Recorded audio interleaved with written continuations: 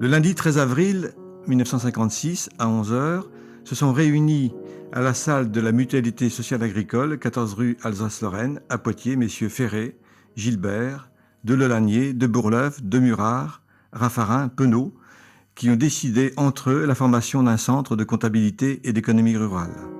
C'est un mouvement qui commençait à se développer en France. Ici dans la Vienne, l'initiative en revient à Ernest Gilbert, président de l'association de migrants.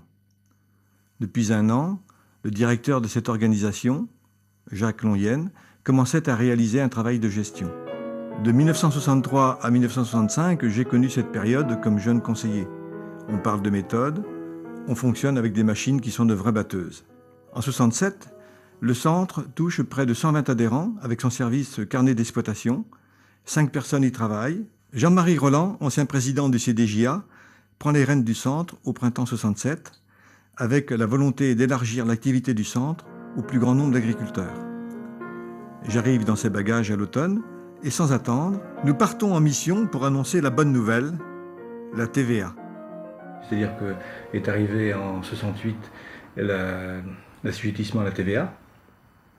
Et donc là, c'était un formidable tremplin pour que on touche de nombreux agriculteurs. C'est-à-dire qu'on est passé très rapidement, dès l'année fin 68, on devait toucher 500 ou 600 agriculteurs.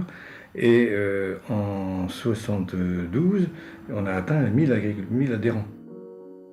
L'évolution du centre, pas assez rapide pour les uns, trop présent pour d'autres, crée problème. L'année 1971 sera une année de longue tractation.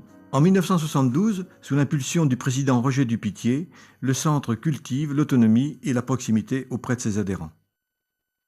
Je peux rajouter aussi que cette formation se faisait dans un cadre global, c'est-à-dire qu'il y avait une volonté assez forte à cette époque-là de faire en sorte que les adhérents soient formés, mais pas uniquement en comptabilité et gestion, mais c'était aussi vrai pour beaucoup de choses. Et donc je pense que le centre de gestion a vraiment apporté la pierre, sa propre pierre à tout ce mouvement, et que de fait, cela lui a été très bénéfique pour sa propre activité, sa propre croissance.